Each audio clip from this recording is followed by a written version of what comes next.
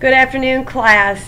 Today we are here with Miss Dina Fricke, who is our department head for the Department of Math at the Delgado West Bank Community College.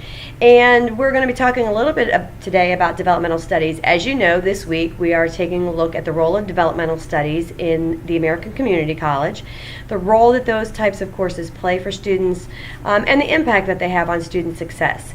And so Ms. Fricke is an expert in this field, and we are very glad to have her with us today. So we have a little question and answer format today for you all, so I'm going to ask some questions, and Ms. Fricke will respond. So we hope you enjoy this session. Thanks for joining us. No problem. Thanks for having me. So first of all, let me begin by asking, I know that recently Delgado looked at making some changes to their developmental education math courses. Can you tell me a little bit about why we decided to do that?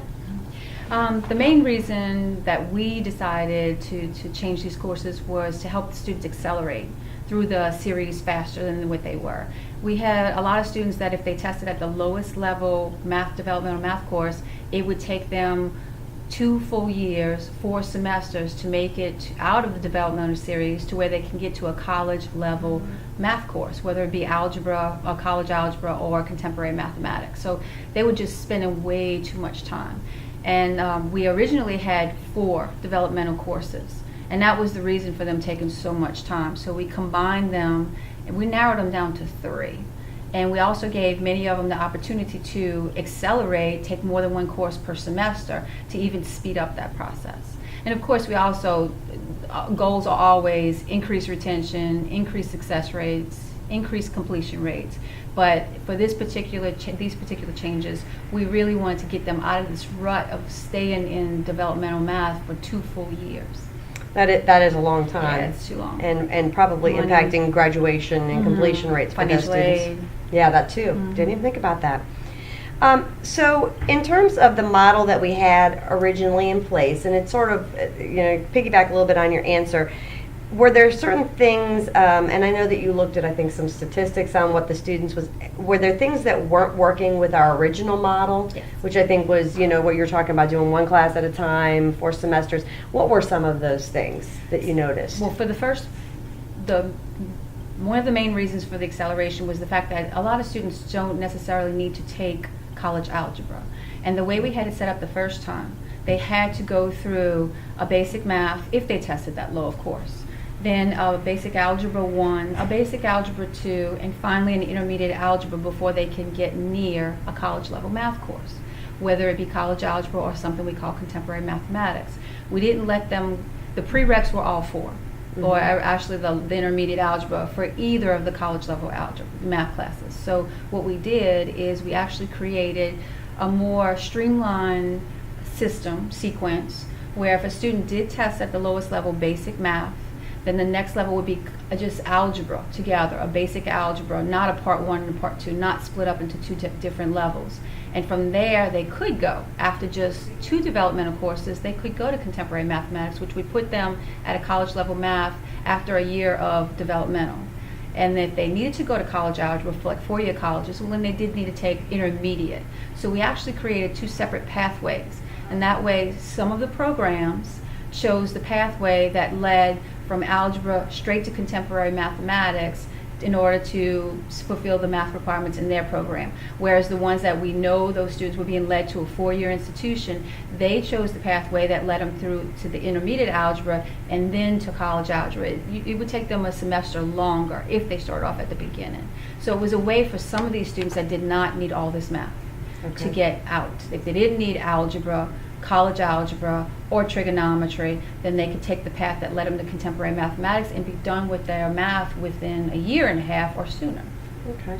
Let me just take a little side note and just ask you. I know that, one of the things that we're looking at is sort of the difference in between other types of institutions of higher education and community colleges. And I think one of the unique things is this idea of a contemporary math. Yes. Forever and ever, I think, for those of us who have worked in higher ed, college algebra has been the cornerstone of the general education, liberal arts degree kind of program. Can you tell me a little bit about what is contemporary math and how is it different from college algebra? Contemporary mathematics involves set theory, number theory, a little bit of, let's say, pre-probability and statistics. So Okay. they'll do, what the contemporary math actually prepares students for is the next level math would be a statistics class. Okay. So it's almost like I even tell my students, it's like a pre-probability in statistics. And a lot of the colleges, even the four-year colleges, nursing programs, they're starting to realize that they may not necessarily need all this college algebra, trigonometry in order to be successful as a nurse. So they're moving toward the pathway of sending their students to a contemporary math class, which has a lot of logic, reasoning, thinking, and then straight to statistics to fulfill the math requirement for nursing schools. A lot of the conferences that I go to, other states, that's the direction they're heading in. Versus college algebra every single time, no matter what, then trig, when it's not maybe necessary in their career choice. Great, thank you. We've talked a little bit more, but can you expand a little bit on the changes that you've made in these courses? So we've talked about acceleration, we've talked about maybe different content. Are there other things that you would like to highlight that really make these new developmental ed courses so much more different and special in terms of meeting the needs of today's students? Well, I think one of the biggest changes is that when we had the developmental ed courses split into 4, we saw success in the first course because it was basic math, 7th, 8th grade level math. Mm-hmm. We saw success in the second course. It's just an Algebra 1 Part 1, which was almost like, if I was going to equate it to high school, maybe the first half of the year in a normal 9th grade class. Mm. And then we had the second course was Algebra 1 Part 2, which was the second half of the year in a 9th grade course. It went very slow. It didn't need them to speed up. It was calm, it was nice, they were successful. But then when they hit our fourth one, which was intermediate algebra, that's where they got stuck. Okay. And it was that, I don't think that we were preparing them enough for the pace of the intermediate, which was the 4th developmental course, to be ready for it. So we had students repeating that 4th course over and over. And no matter who taught them the first 3, they always talked about how terrible the 4th one was. Even if it was the same instructor, they wouldn't do as good.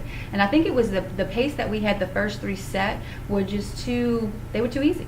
They were simple, not for everyone, but if you had to take that 4th intermediate, which they did, they weren't prepared for it. Gotcha. Then the other thing, even though every one of our instructors received the syllabus and were told what had to be done, we weren't sure that was actually being done in the classroom. Mm. So we also created standard courses at a website for every one of our courses that every instructor had to follow, including the homework, the quizzes, everything had to be exactly the same. So we tried to make the experience, as far as assignments goes, as uniform as possible. So everybody was covering the same material. And that way, it wouldn't be when they got to this developmental math class, this final one, they didn't have the material we needed them to cover when they made it to us. Wow, that's a great idea. So tell me a little bit about, have you seen any early results from your changes, and what do those look like? What are you seeing trending? We just started this fall 2014, and right now the statistics are showing that we have many students that are choosing to take the basic math, take the beginning algebra, and then go to contemporary, because a lot of the programs switch to that. Our criminal justice program, which is big here, switch to that. The nursing school program switch to that, so that's the pathway they're going with. The others they know they're going to need that college algebra, that are heading toward our intermediate algebra, those students, even though that number decreased because we have a lot heading to contemporary, those students are very successful. We're seeing right now in their intermediate, because they're the ones that are heading in that college algebra direction. Now, but the byproduct of that is the ones that headed toward contemporary math, that only have beginning algebra, the number of sections that we had to open here just on our campus has tripled. Wow. Maybe 1 or 2 tops per semester was the most amount of courses that I offered, because there were no students taking the courses. Now, I think we're up to 6 different sections of contemporary math.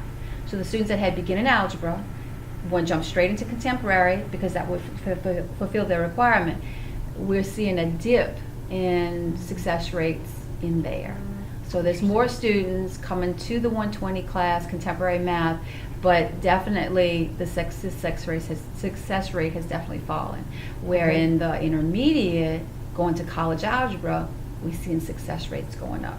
Now, Interesting. at this point, we're thinking that the ones that need to take college algebra, the ones that need to take intermediate, they're the right students now taking those courses. They know they're going on. They were always prepared to go on. So we got the right people in those classes. Contemporary, we worried that it's an outlet, maybe just in another way that a student can get out of taking.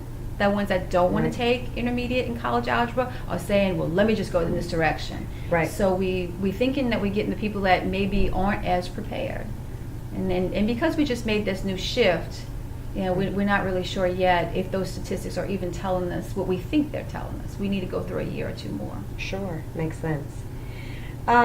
So in terms of where you think you'll go next in terms of making changes to developmental ed, so now that you've made this transition, do you see opportunities for other types of things on the horizon, or do you feel like we've pretty much settled on where we're at with developmental No, ed? it's always changing. It's going to keep changing. We actually started making changes as far back as 2008.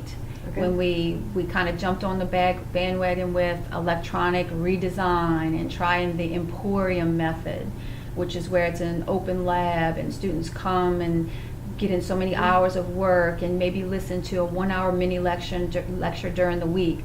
I know many schools have been successful with that, but we have not been.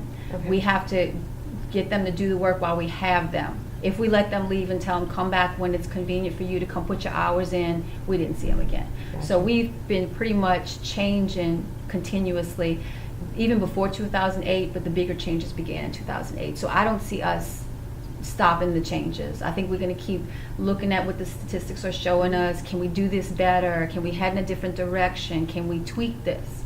And I don't think it'll ever stop changing. And we're one school. There's so many Right. other schools in our system that need to have input and help the decisions be made. One of the things that I know my students have been reading, we have a textbook that we're using in the American Community College, as well as another one that's leadership and administration. And one of the things that's highlighted in this book, the American Community College, they talk about the idea of allowing students, no matter where they place, that some students are having success just skipping over developmental ed and just going straight into college algebra with maybe some extra tutoring. Do you have any thoughts about that? I think it's not for every student. Okay. Definitely not for every student, because we also have a pilot program running right now where we're actually giving them the developmental tutoring type remediation at the same time we're offering the college level college algebra course. And some students, for the most part, it's better for a student that comes out of high school, that Okay. it's fresh in their mind. They've had this before. They maybe do need just a little remediation, a little reminder, a little bit more emphasis on something maybe that wasn't emphasized in high school that's needed in college algebra to be successful. So with that type of student, it's perfect. But to say that to skip the whole developmental or the remediation or basic math with a person that hasn't had any kind of math in 20 years, or that hasn't maybe, if they've been in high school, didn't finish high school, maybe got a GED, or some of our students don't even have GEDs. I think it's pretty much based on that student's background. I don't think it works for every student. Just like really nothing does. I mean, it's a fit for the person, depending on the person. Let me ask too, I know that historically, we have placement exams, and I know there's been a lot of talk about really kind of delving down into those placement exams in terms of getting the diagnostics and just remediating on the specific elements where that student had trouble. So, for instance, instead of a student sitting in a 15-week course that would be basic math or whatever, that based on those diagnostics, you might say, I see that this student struggles with fractions and percentages. And so there might be a short, intensive burst of education in that realm that may be short term, like 4 or 5 weeks, and then you allow that student to move into a course. Do you have thoughts about that? Is that anything that you see that, or you think that works or doesn't work, or what do you, I guess in general, what are your thoughts on that? We're doing it. We're doing Okay. it. In our lowest level course right now, when we see a student that actually can work ahead, we let them work ahead. We let them get on the computer, go sections, chapters, whatever it happens to be, and we offer them the opportunity to test out or to test early. And with us here doing the Second Start program, we can let a student finish a course by midterm, take the final exam, get the grade, and enroll in the next course so that they can keep going. So absolutely, it would definitely benefit many students that just need a couple of different areas and maybe not the entire course. And there's a couple of ways that we actually, besides that way, offer that to the student. But once they're in the course, and then we notice, then we see where their weaknesses are and where their strengths are, and let them move ahead of the game, or we actually encourage them to do that. We've got a few students that finished the first math course at the half, and they are taking the next one. The instructors look for that when they're in the classes. That's great. That's great. Well, I have two more questions I'm going to ask Ms. Fricke while we have her here. And one of them has to do with an assignment you have this week. So maybe this will be a little bit of a help to you as you begin looking at your discussion post. So what I have posed to the students who are in my class this week is that there are some who would argue that developmental education is actually a disservice to students.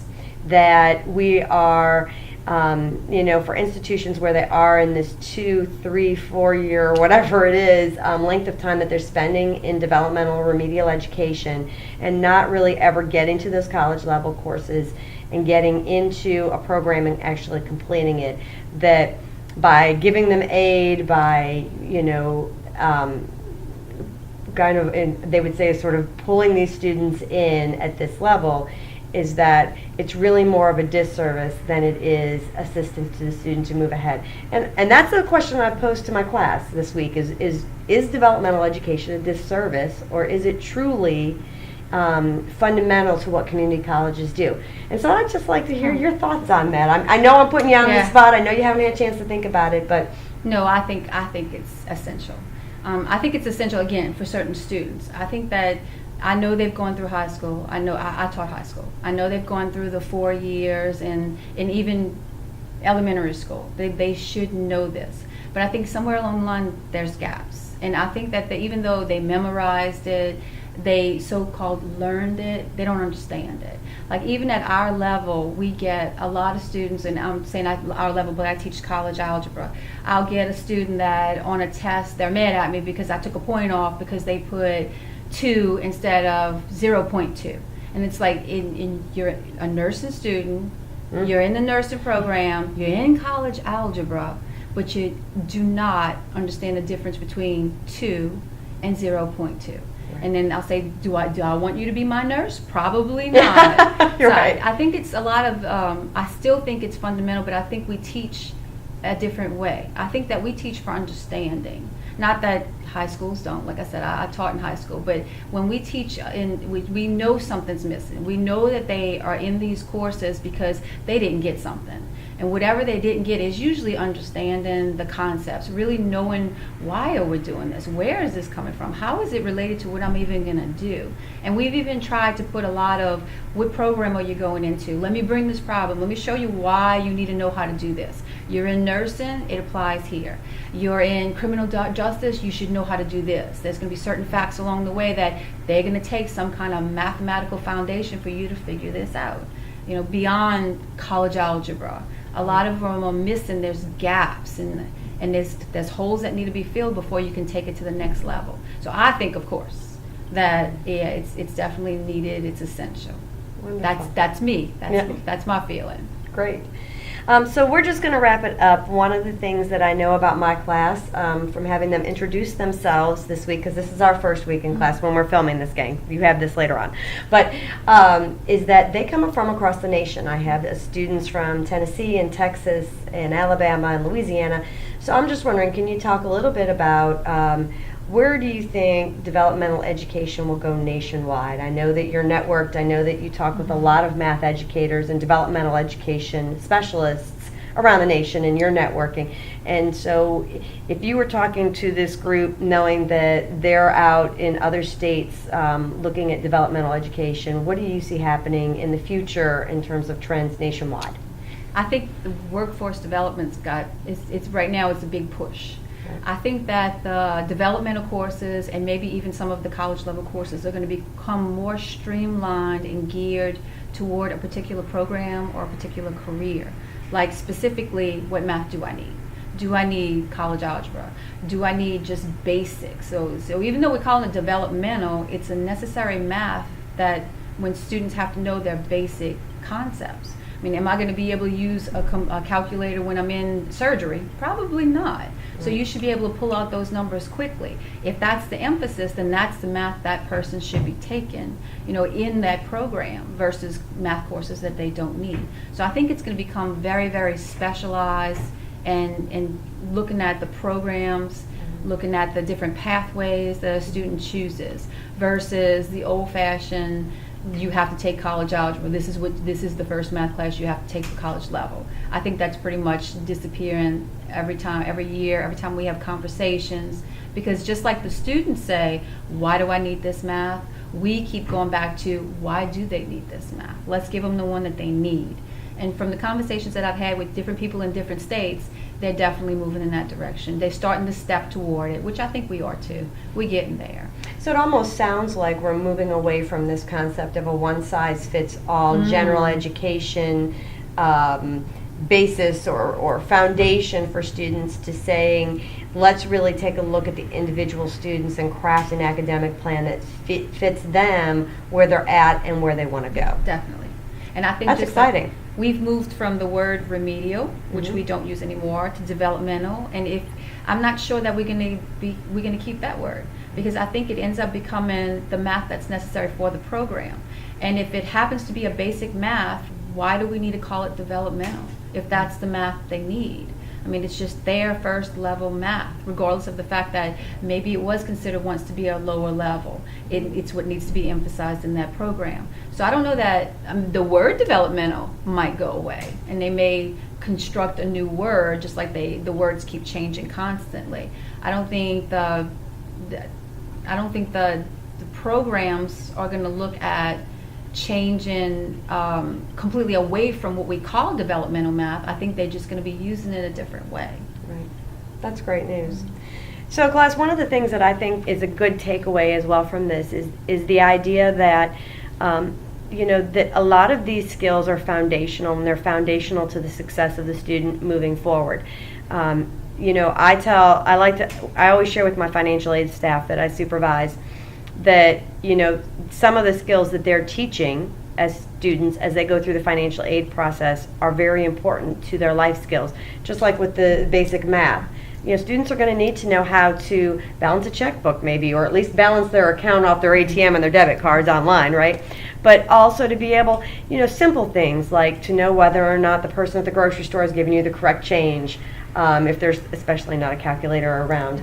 Or even in the foundational developmental English courses, being able to just write a memo at work, or to write an appropriate email at work with correct grammar and punctuation and no text speech kinds of things. So I think that I think at the end of the day, fundamentally, we all see some value to developmental education in higher education, and specifically with the community college. So I want to thank you for joining us today. Thank you for your insight, and hopefully, class, you have gotten a lot out of this, and paired with your readings and our work and assignments, have a deeper and richer understanding of developmental education at community colleges.